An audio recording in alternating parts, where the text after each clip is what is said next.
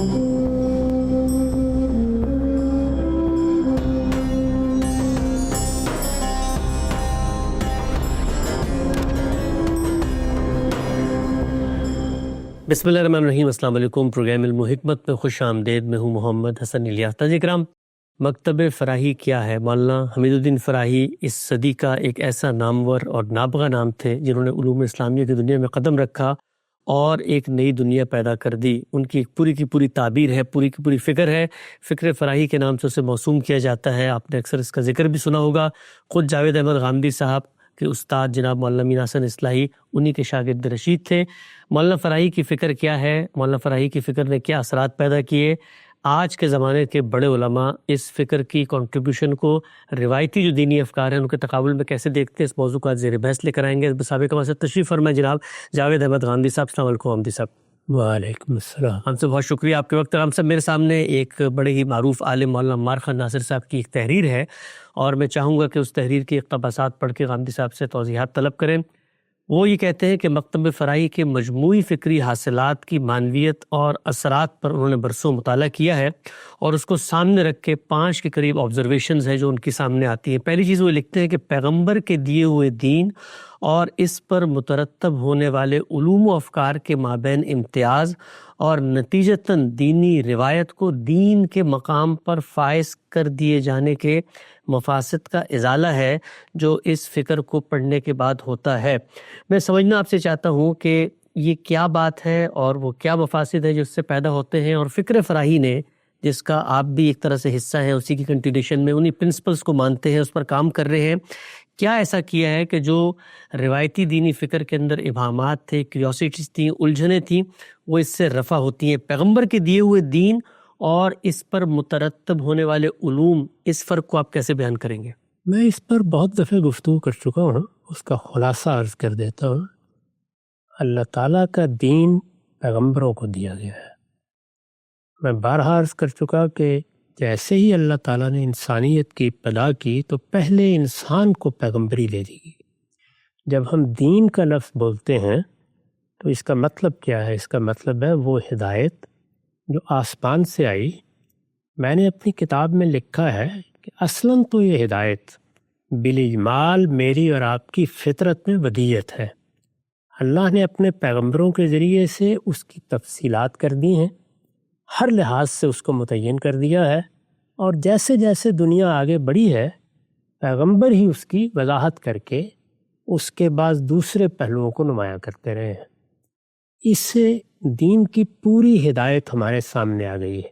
रिसालत माब सल्लल्लाहु अलैहि वसल्लम के ज़माने तक हर चीज़ बिल्कुल मुतय्यन होकर सामने आ गई। उसको जब हम देखते हैं तो मालूम होता है कि वो दो चीज़ों का मजमूआ है। एक वो हिकमत जो अल्लाह की तरफ से नाजिल की गई है, उस हिकमत के दो अज्जा हैं, एक ईमानियात है, दूसरे अखलाकियात है। यही दीन की बुनियाद है, यही असल दीन है। इसके बाद अल्लाह ताला ने उस पर मुतफर्रे करके अपना एक कानून दिया है। उस कानून को कुरान मजीद अपनी इस्तिलाह में अल किताब कहता है और आम तौर पर उसके लिए शरीयत की ताबीर इख्तियार की जाती है। ये दो चीज़ें हैं जिनके मजमूए का नाम दीन है। ये दीन है, ये असल दीन है, ये पैगंबरों का दिया हुआ दीन है। इस दीन को मैं इसरार करता हूँ कि बिल्कुल वाज़े, बिल्कुल मुतय्यन रहना चाहिए। यानी इसमें फ़हम एक बिल्कुल अलग चीज़ है। जब ये पेश किया जाएगा तो इसको राज़ी और बख्शी भी समझेंगे, इसको मैं भी समझूंगा, इसको आप भी समझेंगे। ये समझने का अमल है, लेकिन इसकी मुख्तवियात क्या है, इसका कंटेंट क्या है, इसको बिल्कुल मुतय्यन और बिल्कुल अलग, हर तरह की आमेज़श से पाक रहना चाहिए। ठीक, इसको जब पेश किया जाए इसी तरह पेश किया जाए, बेकमो कास पेश किया जाए, इसमें अपनी तरफ से ना कोई इजाफा ना कोई कमी। ये चीज़ है जिसको हम दीन कहते हैं। इस पर एक दीनी इल्म की रवायत पहले दिन से कायम हो जाएगी। वो क्या है? वो इसके फ़हम की रवायत है। रिसालत माब सल्लल्लाहु अलैहि वसल्लम से इस दीन के बारे में कोई सवाल किया जाएगा, आप उसका जवाब दे देंगे। अब ये दीन का फ़हम लोगों तक पहुंचना शुरू हुआ है, यानी समझने का अमल सहाबा किराम को भी اس طرح کے بہت سے سوالات درپیش ہوں گے، وہ بھی ان کا جواب دے لیں گے۔ یہ ہو سکتا ہے کسی موقع پر لوگوں کی سہولت کے لیے خود بھی کوئی اس کی شرح و وضاحت کرے۔ تابعین، تبع تابعین کے دور میں بھی یہی کام ہوگا، یہاں تک کہ علم کی تدوین کا دور آ جائے گا۔ چنانچہ علم کی تدوین کا جب دور آئے گا تو ہم یہ دیکھیں گے کہ اس میں اس کو سمجھنے کا عمل بھی ایک خاص سطح تک پہنچ جائے گا، اور اس کو سمجھنے کے بعد انسانوں کے اس پر عمل کرنے سے جو مسائل پیدا ہوتے ہیں ان کی تفہیم کا عمل بھی ایک خاص فن بن جائے گا۔ ٹھیک، اسی چیز کو ہمارے ہاں فقہ سے تعبیر کیا جاتا ہے، یعنی پھر اس کے اصول متعین کیے جاتے ہیں کہ ہم نے کیسے اس دین کو سمجھنا ہے، اور پھر سمجھنے کے نتیجے میں حاصلات کو ترتیب دے دیا جاتا ہے۔ یہ گویا یوں سمجھ لیجئے کہ دین کا فہم منتقل ہو گیا۔ اس میں زیادہ زور دین کے احکام، شریعت اور اس کی ان ہدایات پر رہا ہے جن کو ہم اوامر و نواہی سے تعبیر کرتے ہیں، زیادہ زور اس پر رہا ہے۔ اسی طرح کا معاملہ اس وقت پیش آتا ہے جب کچھ لوگ دین کے ایمانیات کو متعین کرنا چاہتے ہیں یا سمجھنا چاہتے ہیں، اس پر اعتراضات بھی ہو جاتے ہیں۔ اس کے مقابل میں کبھی الحاد کھڑا ہوتا ہے، کبھی فلسفہ کھڑا ہوتا ہے، کبھی کسی خاص زمانے کی حکمت مقابل میں آ جاتی ہے، کبھی صوفیانہ مذاہب سامنے آ جاتے ہیں۔ اس میں ایک تفہیم کا عمل ہوتا ہے، وہ تفہیم کا عمل بھی ہمارے ہاں شروع ہو گیا۔ جب وہ تفہیم کا عمل شروع ہوا تو اس سے جو علم وجود میں آیا اس کو ہم علم الکلام کہتے ہیں، یعنی اس میں یہ بتایا گیا کہ اس وقت جو دین کے بنیادی عقائد ہے ان کے لیے ہمارے پاس کیا استدلال ہے، کیا علمی استدلال ہے، کیا عقلی استدلال ہے، ہم کس طریقے سے اس حقیقت تک پہنچتے ہیں جس کے بعد ہم پیغمبروں کی ہدایت کو سمجھ سکتے اور اس کو قبول کرنے کے مقام پر آ جاتے ہیں۔ تو علم کلام اس کے نتیجے میں وجود میں آ جائے گا۔ ہمارے ہاں ایک اور چیز یہ ہوئی کہ بہت سے لوگوں نے جب یہ دیکھا کہ دین میں ہمارے داخل ہونے کے بعد خدا سے ہمارا ربط وہ کس طرح ہونا چاہیے، یہ بھی ایک فہم کا مرحلہ تھا، لیکن اس فہم کے مرحلے میں بیرونی اثرات کے تحت ایک صوفیانہ روایت داخل ہو گئی۔ صوفیانہ روایت داخل ہوئی تو وہ اپنے اندر بعض محاسن رکھتی تھی۔ ان محاسن کو سامنے رکھ کر لوگوں نے یہ خیال کیا کہ دین میرے اندر کیا تبدیلیاں پیدا کرتا ہے، میں اگر اس کو اختیار کر لوں تو میرے اوپر کیا حقائق منکشف ہوتے ہیں، چیزوں کی حقیقت کس طرح میں جان سکتا ہوں، جن چیزوں کو مجھے اوامر و نواہی کی صورت میں دیا جا رہا ہے وہ صادر کہاں سے ہو رہے ہیں، ان کے صدور میں میرا کیا کردار ہے، اور کیا میں فی الواقع اپنے آپ کو وہاں پہنچا سکتا ہوں جہاں سے پیغمبر یہ سب کچھ لیتے ہیں۔ اس مقصد کے لیے بھی ایک پورا مدرسہ فکر وجود میں آیا جس کو ہم اب تصوف سے تعبیر کرتے ہیں۔ اس طریقے سے فقہ کی روایت، علم کلام کی روایت اور ایسے ہی تصوف کی روایت، یہ سب مل کے ہمارے ہاں اب دین سمجھا جاتا ہے۔ یعنی جس وقت ہم موجودہ زمانے میں بات کر رہے ہوتے ہیں تو یہ پوری تاریخ ہمارے پیچھے ہوتی ہے، یعنی دینی روایت سے جب ہمیں سابقہ پڑتا ہے تو وہاں یہ فرق نہیں کیا جاتا کہ یہ وہ دین ہے جو اللہ کے پیغمبروں کے ذریعے سے ملا تھا اور یہ اس کے فہم سے پیدا ہونے والی روایت ہے۔ ٹھیک، میں نے کئی مرتبہ توجہ دلائی کہ علامہ اقبال نے جب اپنے خطبات ترتیب دیے ہیں تو اس کا نام کیا رکھا، reconstruction of religious thought in Islam, یعنی ایک ہے اسلام اور ایک اسلام میں جو مذہبی فکر پیدا ہوا، وہ مذہبی فکر ہے جس کے میں نے بڑے بڑے معالم بیان کر دیے ہیں۔ بالعموم بھی اگر آپ پوچھیں تو یہ تین ہی چیزیں ہیں، یعنی علم کلام، تصوف اور فقہ، جن کو دینی روایت کے طور پر بیان کیا جاتا ہے۔ تو انہوں نے یہ فرمایا کہ میں یہ چاہتا ہوں کہ یہ جو ریلیجیس تھاٹ ہے، یہ جو مذہبی فکر پیدا ہوا ہے، یعنی دین کے فہم سے جو فکر پچھلی 12 صدیوں میں پیدا ہوا ہے، اس کو ریکنسٹرکٹ کیا جائے، یعنی اس کو ایک نئی تشکیل دی جائے، تشکیل جدید الہیات اسلامیہ۔ تو یہاں یہ نہیں کہا انہوں نے کہ مذہب کو یا دین کو ایک نئی صورت دی، انڈرسٹینڈنگ کی جو روایت، بلکہ جو اس کی انڈرسٹینڈنگ، جو اس کے فہم کی روایت ہے، اس کو ایک نئی صورت دی جائے۔ جو شخص بھی اس معاملے میں داخل ہوگا وہ یہی کرے گا، یعنی وہ جائزہ لے گا کہ کیا علم کلام میں جو مباحث ہیں ان میں کہیں تجاوز تو نہیں ہو گیا اس دین سے، فقہ میں کہیں ایسی کوئی صورت تو نہیں پیدا ہو گئی، اسی طرح تصوف کیا ہے، کیا اس کا پیوند لگا لیا جائے، ساتھ اسے قبول کر لیا جائے، اس میں سے کوئی چیز قبول کی جا سکتی ہے، نہیں قبول کی جائے، تو یہ بحثیں ہمیشہ ہوتی رہتی ہیں، پوری تاریخ میں ہوتی رہتی ہیں۔ عمار خان ناصر صاحب نے لوگوں کو یہ توجہ دلائی ہے کہ جو کام اس پچھلی 1 صدی میں مدرسہ فراہی کے اکابر اہل علم نے کیا ہے، اس کے نتیجے میں یہ دونوں چیزیں بالکل الگ الگ متعین ہو کر سامنے آ گئی۔ اچھا، یعنی اب آپ انگلی رکھ کے بتا سکتے ہیں کہ یہ وہ دین ہے جو اللہ کے پیغمبروں نے انسانیت کو دیا ہے۔ میں پھر عرض کر دوں کہ اس کے فہم میں پھر انسان موجود ہے، یعنی سمجھنے کا عمل تو انسان ہی نے کرنا ہے۔ بالکل صحیح۔ وہ دین کیا ہے، اس کا کانٹینٹ کیا ہے، وہ دین الگ کر کے بیان کر دیا گیا ہے، اور اس کی بنیاد پر اب جو فہم پیدا ہو رہا ہے وہ خواہ تفسیر میں پیدا ہو رہا ہے، خواہ شریعت میں پیدا ہو رہا ہے، خواہ وہ کلام میں پیدا ہو رہا ہے، اس فہم کو بالکل الگ رکھا جائے۔ یعنی یہاں زیر بحث یہ نہیں تھا کہ فہم کو اٹھا کے کہیں دریا برد کر دیا جائے، بالکل ٹھیک۔ جس طرح کہ اس زمانے میں بعض مفکرین اصرار کر رہے ہیں کہ دین کو فہم کی ضرورت ہی نہیں ہے۔ فہم کا عمل تو ہوگا، انسان ہے، اور اس میں بھی ماہرین بھی پیدا ہوں گے اور عوام بھی موجود رہیں گے، عارف و عامی کا فرق بھی موجود رہے گا۔ تو فہم جیسے ہمارے ہاں پیدا ہوا اور جس طرح ایک پوری روایت میں تبدیل ہوا ہے، اس کو الگ کر کے دکھایا جائے، یعنی یہ بتا دیا جائے کہ یہ انسانی عمل ہے، اس میں انسان غور کر رہے ہیں، وہ اگر کوئی علم ترتیب دے رہے ہیں تو انسان دے رہے ہیں، وہ اگر کوئی نیا فن وجود میں لا رہے ہیں تو انسان وجود میں لا رہے ہیں، اور یہ وہ حصہ ہے جو اللہ تعالیٰ کے پیغمبروں نے دیا ہے، اس کو بھی سمجھنے کا عمل کرنا ہے، لیکن اس کے سمجھنے کے عمل کے نتیجے میں جو چیز پیدا ہوگی اس کو ہم نے الگ کر کے رکھنا ہے۔ یہ ایسے ہی ہے کہ جیسے میں آپ کے ہاتھ میں قرآن مجید پکڑا ہوں، تو یہ بالکل واضح ہونا چاہیے کہ اس قرآن مجید کو میں مجرد پیش کر رہا ہوں آپ کے سامنے، یا اس میں نے کوئی ترجمہ کیا ہے یا تفسیر لکھی ہے۔ تو اسی وجہ سے ہمارے ہاں تفاسیر کو تفاسیری کی حیثیت سے پیش کیا جاتا ہے، کبھی قرآن کی حیثیت سے پیش نہیں کیا جاتا۔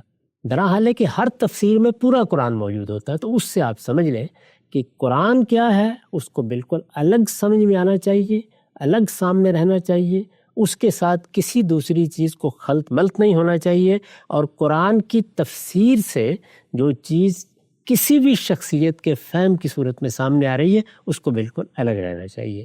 تو یہاں صرف یہ ہے کہ ان دونوں چیزوں کو الگ الگ رکھا جائے، الگ الگ متعین کیا جائے، الگ الگ بیان کیا جائے، الگ الگ پیش کیا جائے، اور ہمیشہ لوگوں کو متنبہ کیا جائے کہ یہ وہ دین کا حصہ ہے جو اللہ کے پیغمبروں کے ذریعے سے ملا ہے، اور یہ انسانی فہم ہے، اس میں ہمارا یہ کنٹریبیوشن ہے، یا اس میں ہم فلاں چیز پہ یہ تنقید کرتے ہیں، فلاں چیز سے اختلاف کرتے ہیں، یا کبھی اگر پوری روایت کو بیان کرنا ہو تو جیسے میں نے ابھی اس کو بیان کر دیا ہے۔ تو اس نقطے میں انہوں نے اس جانب توجہ دلائی ہے کہ یہ کام نہایت دقت نظر کے ساتھ اس پچھلے 100 سال میں اس مدرسہ فکر کے علماء نے کرنے کی کوشش کی ہے۔ ٹھیک، ظاہر ہے کہ یہ بھی انسانی کام ہے، اس پر بھی نقد و تبصرہ ہو سکتا ہے، لیکن اس کے نتیجے میں اب یہ دونوں چیزیں بالکل الگ الگ دکھائی جا سکتی ہیں، اور یہ ہمیشہ دکھائی جاتی رہنی چاہیے۔ ٹھیک، نقطہ بالکل واضح ہوا۔ اچھا خان صاحب، یہ جو پوری بات آپ نے بتائی ہے اس کو عقل بھی تسلیم کرتی ہے کہ کیٹیگرائزیشن صحیح اور درست ہونی چاہیے ہے، سچائی کی بنیاد پہ ہونی چاہیے۔ ایک چیز کلام اللہ ہے، اس کو الگ جگہ پر آنا ہے، اس کو سمجھا ہے انسان نے تو وہ اس کا فہم ہے، اس فہم سے کوئی روایت ہوئی ہے تو اس کو الگ آنا چاہیے۔ جو انہوں نے لکھا کہ اس سے جو مفاسد پیدا ہوتے ہیں وہ مفاسد کیا ہیں، ان کو بھی ہم زیر بحث لاتے ہیں۔ ایک میں مثال لیتا ہوں عملی طور پہ، مثال طور پہ دین میں ایک بات آ گئی، قرآن مجید کے اندر نقل ہوئی کہ اگر اندیشہ ہے جنگ کے موقع پر، افراتفری ہے، آپا دھاپی ہے، تو تم نماز قصر کر سکتے ہو۔ اب دین کی ہدایت تو اتنی ہی ہے، اس کے بعد انسان نے اس ہدایت کو لیا اور اس کی حقیقت کو سمجھا اور اس کا اطلاق عام سفروں پر بھی کر دیا۔ اب اس کے بعد اس سے ایک روایت پیدا ہوئی اور انہوں نے جاننے کی کوشش کی کہ اللہ کے پیغمبر جب سفر میں نکلتے تھے تو کتنی دور جا کے انہوں نے کیا، تو کلومیٹر طے ہو گئے۔ تو آج جب ہم کسی کے پاس جا کر پوچھتے ہیں تو وہ ہمیں یہ کہتا ہے کہ دینی لحاظ سے اتنے کلومیٹر تم نکلو گے تو سفر ہوگا۔ تو آپ حضرات کا یا مکتب فراہی کا یہ کہنا ہے کہ یہ جو بات تم کر رہے ہو اس کو دین کہہ کر مت بیان کرو، اس کو اپنا فہم کہہ کے بیان کرو، اور دین کی حیثیت سے اس اصولی کو الگ سے پیش کرو۔ میں نے تو اس بات پر بھی اپنی کتابوں میں اصرار کیا ہے کہ اجتہاد کا لفظ بھی دونوں چیزوں کے لیے استعمال کرنا شروع کر دیا لوگوں نے. جی. یعنی اگر آپ اس روایت کو دیکھیں جس روایت سے یہ اصطلاح وجود میں آئی ہے تو وہاں کیا ترتیب ہے. یعنی روایت یہ ہے کہ سیدنا معاذ کو جب یمن بھیجنے کا فیصلہ کیا گیا تو ان میں اور رسالت مآب صلی اللہ علیہ وسلم میں ایک گفتگو ہوئی. اس روایت پر ایک اعتراض کیا جاتا ہے کہ اس میں ایک جگہ انقطاع ہے، لیکن ہمارے ہاں مسلمانوں نے بالعموم اس روایت کو قبول کیا ہے اور ہمارے علم میں یہ جگہ جگہ زیر بحث آتی ہے اور اصطلاح اسی سے پیدا ہوئی ہے. یعنی اس میں تو کوئی شبہ ہی نہیں ہے. چنانچہ دیکھیے کہ وہاں کیا گفتگو ہے جو نقل کی گئی ہے. گفتگو یہ ہے کہ رسالت مآب صلی اللہ علیہ وسلم نے پوچھا ہے کہ تم جا رہے ہو، معاملات پیش آئیں گے، کیسے فیصلہ کرو گے؟ کیسے فیصلہ کرو گے؟ اس کا مطلب کیا ہے؟ اس کا مطلب صرف یہ نہیں ہے کہ کوئی عدالت لگے گی تو فیصلہ کیا کرنا ہے. عربی زبان میں یہ لفظ بہت جامع تعبیر ہے. یعنی خود اپنی ذات کے لیے کوئی رائے قائم کرنی ہے، افراد کے لیے کوئی رائے قائم کرنی ہے، تو یہ فیصلہ ہے. میں اپنے لیے بھی ایک فیصلہ کرتا ہوں. جی. دو انسانوں کے درمیان کوئی قضیہ ہو گیا ہے، فیصلہ ہے. بحیثیت امیر کسی موقع پر کوئی حکم دینا ہے تو فیصلہ ہوگا نا پہلے. تو اس کو قرآن مجید ایک جامع تعبیر میں بیان کرتا ہے کہ ہم جب کسی کو پیغمبری کے منصب پر فائز کرتے ہیں تو فیصلہ کرنے کی صلاحیت دیتے ہیں. یعنی آتینہ حکمم و علما، تو یہ حکمن کیا ہے؟ یہ اصل میں فیصلہ کرنے کی صلاحیت ہے. تو پوچھا گیا کہ اس طرح فیصلہ کرو گے؟ انہوں نے جواب میں عرض کیا کہ میں قرآن کو دیکھوں گا. ہر مسلمان یہی کرے گا. اللہ کی کتاب منیر، اللہ کی ہدایت ہمارے پاس ہے تو سب سے پہلے اس کی طرف رجوع کریں گے. انہوں نے بھی یہی جواب دیا. اب اس کے بعد رسالت مآب صلی اللہ علیہ وسلم نے کیا سوال کیا؟ سوال یہ کیا کہ فَإِن لَمْ تَجِدْ، اگر تمہیں وہ بات قرآن میں نہیں ملی. یہ پیغمبر کی طرف سے یہ سوال بتا رہا ہے ہوں گے ایسے کہ معاملات. قرآن مجید میں کچھ چیزیں اصول کی حیثیت سے زیر بحث آئی ہیں اور بعض چیزیں ایسی ہیں جو اگرچہ بڑی اہمیت رکھتی ہیں لیکن ان کی ابتدا قرآن سے نہیں ہوئی. تو ظاہر ہے کہ یہ سارے پہلو ملحوظ رکھ کر اگر کوئی آدمی اصرار کرے کہ ہر چیز میں قرآن سے نکالوں گا تو یہ کتنی غلط بات ہوگی. تو آپ نے پوچھا کہ اگر نہ ملے تو کیا کرو گے؟ تو انہوں نے جواب میں کہا کہ میں پھر اللہ کے پیغمبر کی سنت کو دیکھوں گا. بالکل ٹھیک جواب دیا. یعنی رسالت مآب صلی اللہ علیہ وسلم نے دین کا ایک بڑا حصہ ہے جس کو اپنی تقریر و تصویب اور اپنے قول و فعل سے سنت کی حیثیت سے جاری کیا ہے. میں نے بحث کر کے بتایا ہے کہ یہ بعض معاملات میں قرآن سے مقدم ہوتا ہے. یعنی یہ سنت پہلے جاری ہو چکی ہوتی ہے، پھر قرآن اس کا ذکر کرتا ہے. تمام عبادات کے معاملے میں کم و بیش یہی صورتحال ہے. تو انہوں نے یہ جواب دیا. اس کے بعد پھر سوال کیا اگر وہاں بھی نہ ملا تو اس کا مطلب یہ ہے کہ ان دونوں میں بعض چیزیں ایسی ہو سکتی ہیں کہ جو زندگی کی ضرورت تو ہوں لیکن یہاں براہ راست زیر بحث نہ ہی. اسی کو ہم اس طرح بیان کرتے ہیں کہ اگر یہ دونوں خاموش ہوں، یعنی یہاں تمہیں نہ ملے، تو اس کے جواب میں انہوں نے کہا کہ اجتہد رائی ولا آلو جہدا، میں پھر اپنی رائے اور اپنی عقل سے کام لوں گا، اپنی طرف سے میں کوئی کمی نہیں کروں گا، یعنی غور کرنے میں، سمجھنے میں، اور جو بات مجھے عقلی طور پر سمجھ میں آئے گی میں اس کو اختیار کر لوں گا. تو یہاں انہوں نے جو لفظ بولا وہ تھا اجتہد رائی. یہ اجتہاد کی اصطلاح اس سے وجود میں آ گئی. ہمارے ہاں اجتہاد کا لفظ دونوں کے لیے بولا جانے لگا، یعنی فہم کے لیے بھی. جب ہم قرآن مجید کو مثال کے طور پر سمجھتے ہیں یا سنت کی کسی چیز کو سمجھتے ہیں تو یہ سمجھنے کے عمل میں بھی غلطی ہو سکتی ہے. ہم صحت کے ساتھ بھی کوئی بات سمجھ سکتے ہیں تو بالعموم یہ بات کہی جانے لگی کہ یہ بھی اجتہاد ہی کا عمل ہے. اسی طرح سے فقہ کا لفظ بھی اس کے لیے بھی استعمال ہوا کیونکہ دین میں تفقہ کے لیے بھی یہ لفظ بالکل موزوں تھا. تو اب کیا ہوا؟ اب یہ ہوا کہ لفظ اجتہاد میں بھی دونوں چیزیں شامل ہو گئیں اور فقہ کے لفظ میں بھی دونوں چیزیں شامل ہو گئیں. ہمارے ہاں اصول فقہ کی آپ کوئی کتاب اٹھائیں تو اصل میں جو پہلے اس میں ابواب آتے ہیں وہ کیا ابواب ہیں؟ ان ابواب میں یہ بتایا جاتا ہے کہ لسانیاتی مباحث کا کیا معاملہ ہوگا. جی. یعنی لفظ کو اس کی وضع کے لحاظ سے کس طرح لیا جائے گا، لفظ جب کسی کلام کا جز بنے گا تو وہاں کس اعتبار سے لیا جائے گا، وہ کن کن پہلوؤں سے ہمارے سامنے آتا ہے، اس میں مثال کے طور پر خاص کیا ہے، عام کیا ہے، کنایا کیا ہے، تصریح کیا ہے، مشترک کیا ہے، معول کیا ہے، تو آپ کو سب سے پہلے زبان کی بحثیں آتی ہیں. یہ سب کیا ہے؟ اصول تفسیر. جی. تو آپ یہ دیکھیے کہ وہ فقہ میں، یعنی اصول فقہ میں جا کے اصل میں اصول تفسیر بیان ہو رہے ہیں. یعنی وہاں پر جو 90% چیزیں ہیں وہ اصول تفسیر کی چیزیں ہیں. تو یہ ہوا کیا پھر؟ ہوا یہ کہ اجتہاد قرآن اور سنت کے فہم کے ساتھ جا کے مل گیا. فقہ کے لفظ کا اطلاق خود قرآن و سنت کے فہم پر بھی ہونے لگا. ٹھیک، کیونکہ وہاں پر بھی تو سمجھنے کا عمل ہو رہا ہے، اور فقہ کے معنی سمجھنے کے ہیں. تو ہر چیز اس کے نتیجے میں خلط ملط ہو گئی.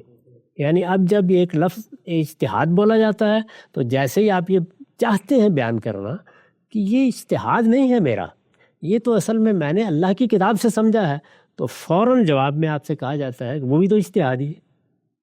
یعنی ایک لفظ تھا جس لفظ کو اگر صحیح جگہ پر رکھا جائے، صحیح جگہ بولا جائے تو وہ ایک واضح تصور دے گا. تو ہم نے اس کو بالکل متعین کر دیا مدرسہ فراہی میں. اب یہ پورے تعین کے ساتھ دونوں لفظ الگ الگ جگہ بولے جاتے ہیں. جس وقت ہم کہتے ہیں یہ قرآن و سنت کا حکم ہے تو اس میں فہم کا لفظ بولتے ہیں. ہم نے اس کو ایسے سمجھا ہے، یہ ہماری انڈرسٹینڈنگ ہے. وہاں سمجھنے کا عمل ہے. اس طرح کہ ہم اس کائنات کے بارے میں جب کوئی بات کرتے ہیں تو فہم و ادراک سے اس کی ابتدا کرتے ہیں.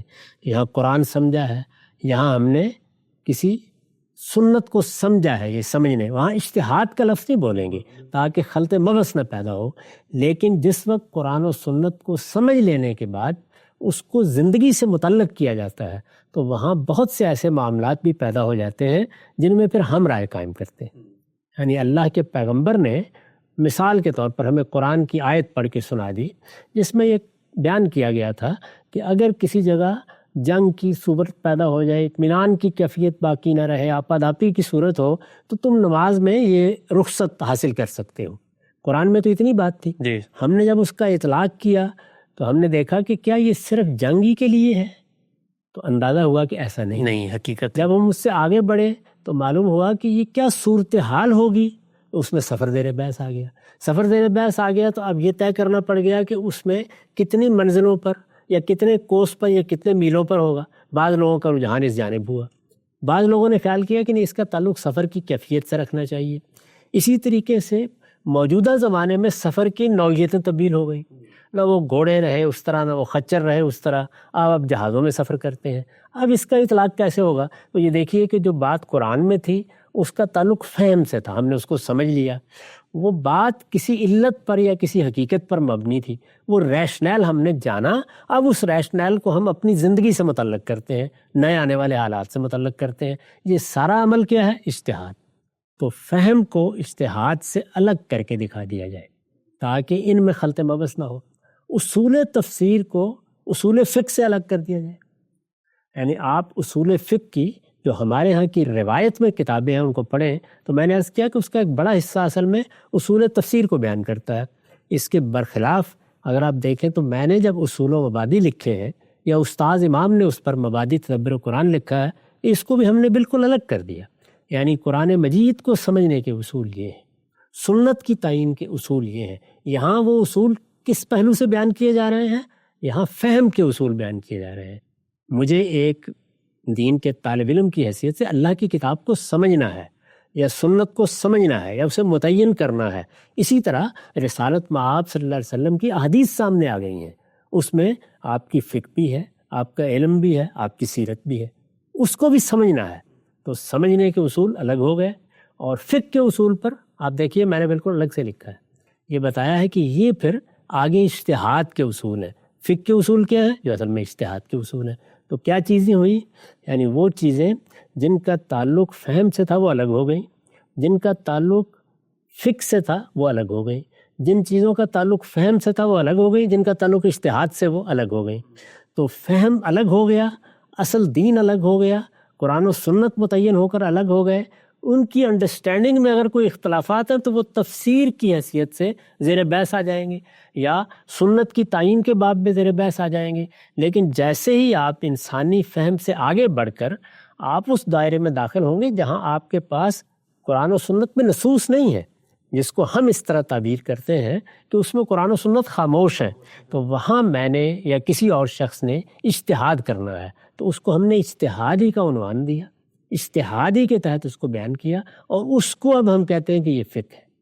تو یہ وہ سارا عمل ہے جس کو وہاں انہوں نے واضح کرنے کی صحیح کی ہے، یعنی ان چیزوں کو لفظاً الگ کر دیا جائے، حقیقتاً الگ کر دیا جائے، عنوان کی حیثیت سے الگ کر دیا جائے، ان کے لیے تعبیریں بالکل الگ کر دی جائے تاکہ کوئی خلط مبس نہ ہو، لوگ یہ جان سکیں کہ جب ایک شخص ان کو یہ بتا رہا ہے کہ 9 میل پر قصر ہو جائے گی تو یہ اصل میں وہ اپنی اجتہادی رائے بیان کر رہا ہے، یہ دین اصل دین میں یہ چیز ایسے نہیں۔ نقطہ بالکل واضح ہو گیا، اور یہ جو بات مولانا مارخ ناصر نے لکھی ہے کہ اس سے جو مفاسد پیدا ہوتے ہیں ان کا ازالہ، وہ مفاسد کیا پیدا ہوتے ہیں؟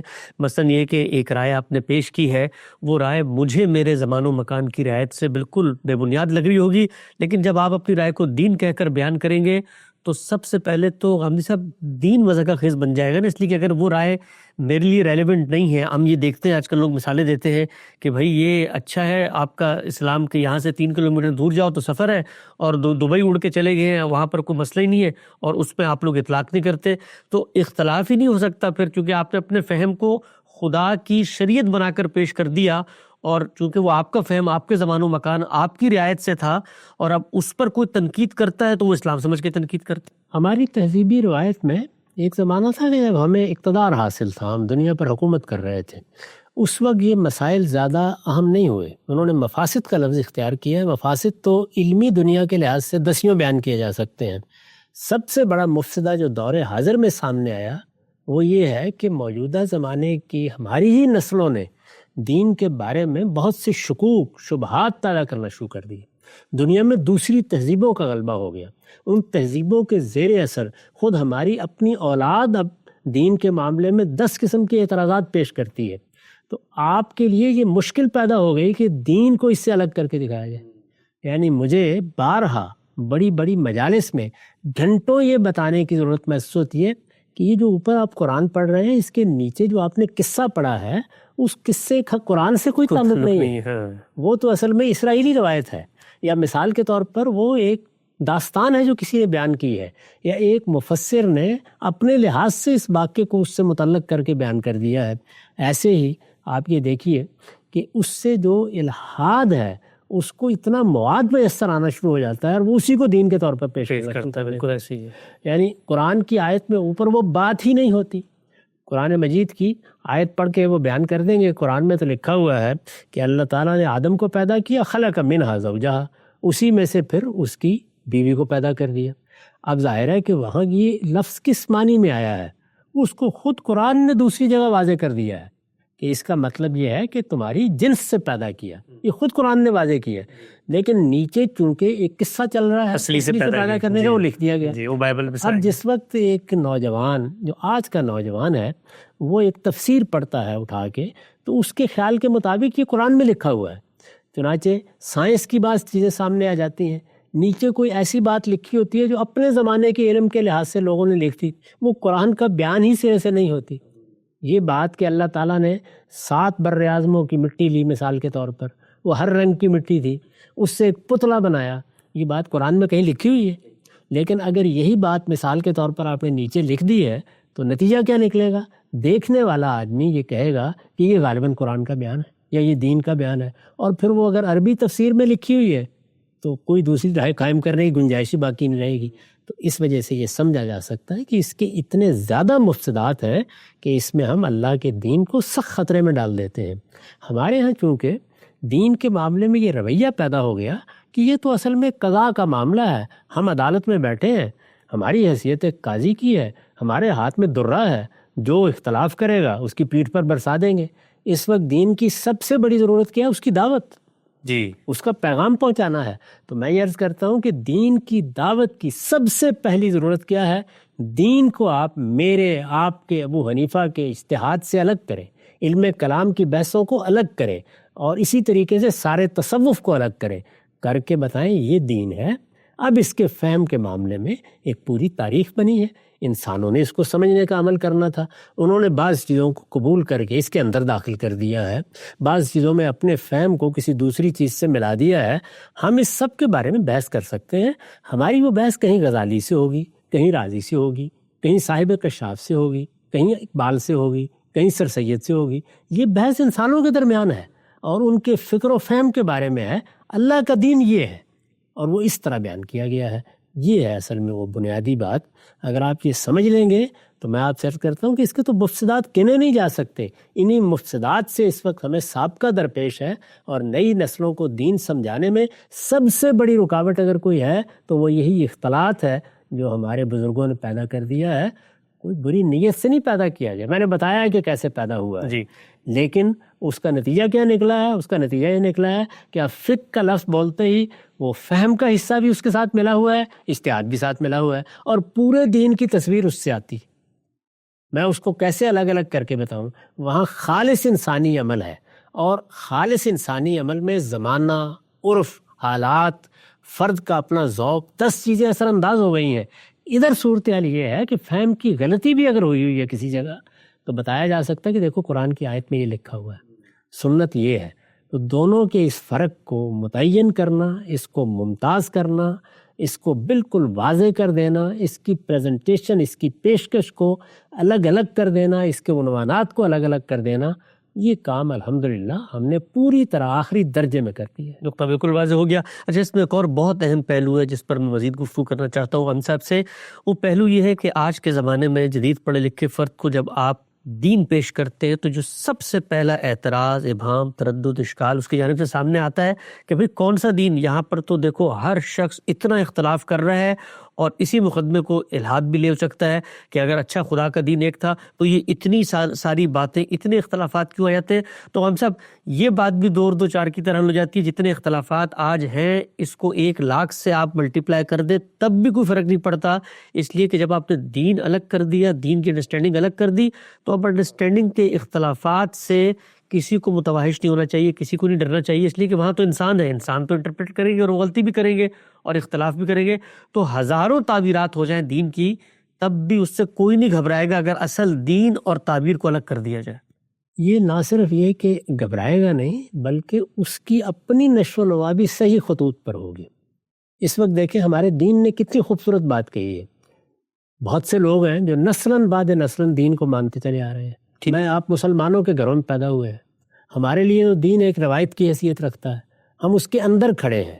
یعنی یہاں اگر کسی شخص کے ذہن میں تردد پیدا ہوگا تو وہ 10 مرتبہ سوچے گا، پھر باہر نکلے گا. نکلے ہیں لوگ بہت سے اس زمانے میں، تو اکثر لوگ ہیں ان کے نام ہی مسلمانوں والے رہ گئے ہوئے ہیں، اصلاً اگر ان سے بات کریں تو وہ الحاد کے علم بردار ہیں.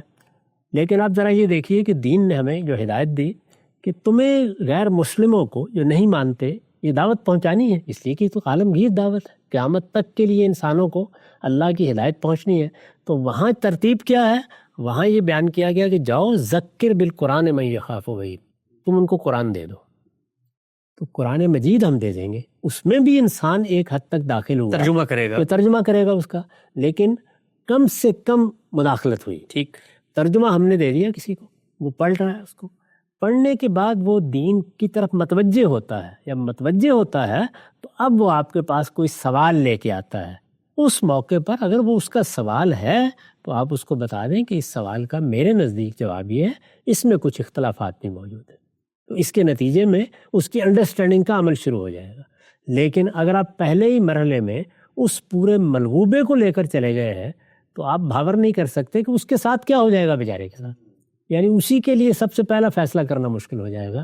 تو وہ دین میں آئے گا تو اس کے بعد پھر اس کا اپنا انتخاب ہے، وہ جس تعبیر کو، جس نقطہ نظر کو چاہے گا قبول کر لے گا. لیکن آپ کا کام بہت آسان ہو گیا کہ آپ کو اللہ کی کتاب پہنچانی ہے.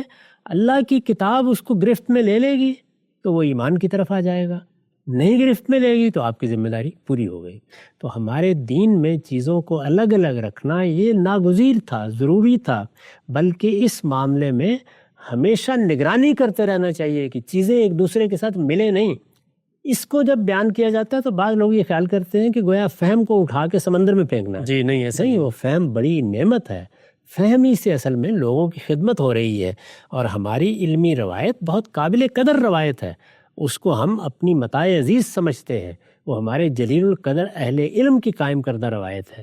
وہ روایت قائم ہوئی ہے تو ہمارے لیے بھی سوچنے، غور کرنے کے مواقع پیدا ہوئے ہیں. اس کو انسانی عمل کی حیثیت سے زیر بحث آنا چاہیے. وہ آئے گی، لیکن الگ عنوان کے تحت، الگ رکھے ہوئے، بالکل متعین، بالکل ممتاز. نقطہ بالکل واضح ہوا. اچھا غم صاحب، یہ مکتب فراہی میں ایک اور اصطلاح سننے کو ملی جو کہ پہلی دفعہ اس طرح سے سامنے آتی ہے. میں سمجھنا چاہتا ہوں کہ اس کا تعلق بھی اسی پہلے نقطے سے کہ اصل دین اور اس کے بعد اس کی جو فروعات ہے یا اس سے پیدا ہونے والا جو عمل ہے اس کو الگ کیا جائے.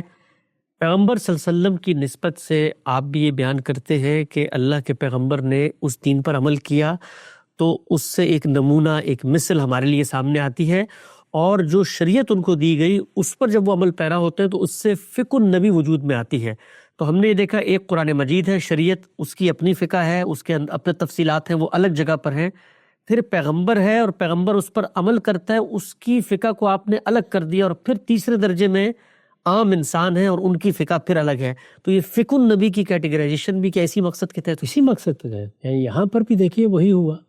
سنت ہے مثال کے طور پر، رسالت میں آپ صلی اللہ علیہ وسلم نے دین کی حیثیت سے جو اعمال جاری کیے، دین کی حیثیت سے میں نے عرض کیا کہ وہ تمام اعمال اصل دین ہے، وہ قرآن کے امتثال امر میں جاری کیے گئے ہیں. وہ ہمارے ہاں نماز ہے، روزہ ہے، میں نے اس کی پوری فہرست ترتیب دے دی ہے، یہ سنت ہے.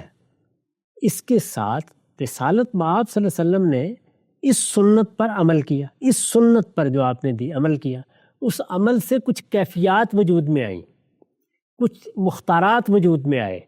لوگوں نے دونوں پر لفظ سنت کا اطلاق کر دیا. تو ہم یہی ہوا. یعنی میں نے سنت کیا ہے اس پر بحث کرتے ہوئے ابن عبد البر کا ایک اقتباس آپ کو پڑھ کے سنایا تھا. جی. ان کو کیا مسئلہ پیش آیا؟ وہ ہمارے علم کی ایک نمائندہ شخصیت ہے. پوری روایت کے اندر کھڑے ہو کر انہوں نے اپنی کتاب جامع بیان العلم میں یہ بتایا کہ سنت کیا ہے. تو دیکھیے پہلا جملہ کیا گیا کہ سنت تنقسم و قسمین، دو حصوں میں تقسیم ہو جاتی ہے. اب اس میں جو پہلا حصہ ہے وہ وہی سنت ہے جس کو میں نے بیان کیا ہے، یعنی اس کے لیے سنت کا لفظی موضوع ہے. جب دوسرے حصے پر بھی لفظ سنت بولا گیا تو وہی چیز پیدا ہو گئی جو میں نے ابھی بتائی. یعنی دونوں حصوں پر فقہ کا لفظ بول دیا گیا، دونوں کے فہم کے پروسیس پر اجتہاد کا لفظ بول دیا گیا، تو ایک چیز دوسرے سے ممتاز نہیں رہی. یہاں بھی وہی ہوا. تو میں بار بار اصرار کر رہا ہوں کہ اس دوسرے حصے کے لیے ہم لفظ سنت نہیں بولیں گے، اس کے لیے دو الفاظ میں نے تجویز کیے. تفہیم و تبیین کہیں گے اس کو، اسوہ حسنہ کہیں گے اس کو، کیونکہ اس میں چیزیں ہی دو ہیں. رسالت میں آپ صلی اللہ علیہ وسلم اپنی ہی جاری کردہ سنت کو سمجھا رہے ہیں، یہ تفہیم و تبیین ہے. اپنے ہی دیے ہوئے قرآن کی کسی بات کی وضاحت کر رہے ہیں، یہ تفہیم و تبیین ہے. اپنی ہی دی ہوئی کسی سنت پر عمل پیرا ہو رہے ہیں، اس سے آپ کا ایک نمونہ سامنے آ رہا ہے. دیکھیے نا، نماز تو ہم سب کو معلوم ہے، لیکن میں نماز پڑھنے کھڑا ہوا، آپ کھڑے ہوئے، امام غزالی کھڑے ہوئے، تو جب ایک عالم کو ہم نے نماز پڑھتے دیکھے تو نماز کا ایک نمونہ ہمارے سامنے آیا. وہ کھڑے کیسے ہوئے، انہوں نے کن چیزوں کا اہتمام کیا، جہاں اللہ تعالیٰ نے انتخاب کا حق دیا ہے وہاں انہوں نے کس چیز کا انتخاب کیا، جو کام وہ اپنے اختیار سے کرتے ہیں ان میں کیا چیزیں کی. تو یہ اب امام غزالی کا اسوہ سامنے آ گیا، ایسے ہی پیغمبر کا اسوہ ہے. تو ان چیزوں کو بھی دیکھیے ہم نے اپنے پورے ڈسکورس میں بالکل الگ الگ کر دیا. یعنی دین میں جب حکم بیان ہو رہے ہیں تو شریعت، الکتاب، جو خود اللہ تعالیٰ کی قائم کردہ اصطلاحات ہے. اور اگر آپ فقہ بیان کر رہے ہیں تو فقہ النبی، اگر آپ علماء کی فقہ بیان کر رہے ہیں تو علماء کی فقہ، میری فقہ، آپ کی فقہ، احناف کی فقہ، شوافی کی فقہ، تو یہ بالکل الگ کر دیے. اور چونکہ اس فقہ میں بھی چیزیں ملی جلی ہیں تو اس کے اتنے حصے کو ہم ادھر زیر بحث لاتے ہیں جہاں پہ فقہ و اجتہاد زیر بحث ہے، اور جہاں پر انڈرسٹینڈنگ کے معاملات ہیں وہاں ظاہر بات ہے قرآن کی تفسیر ہے تو قرآن کے بارے میں تفسیر کی بحث کریں گے، اور اگر کوئی اور بحث ہے تو اسی لحاظ سے کی جائے گی. تو ایک ایک چیز کو بالکل پکڑ کر الگ کر دینا یہاں تک کہ وہ بالکل ٹھیک ترتیب میں آ جائے اور ان کے عنوانات بھی ممیز ہو جائیں، یہ ایک بڑا بنیادی کام ہے جو مدرسہ فراہی میں اب تک ہوا ہے. نقطہ بالکل واضح ہو گیا ہے. جو کیٹیگرائزیشن کا کام ہے اس کا یہ ہرگز مطلب نہیں ہوتا کہ اس کام کی نفی ہو گئی ہے، اس کو صحیح جگہ پر پلیس کر دیا گیا ہے، اور پلیسمنٹ کے بعد اتفاق اختلاف کا حق لوگوں کے پاس برقرار ہے.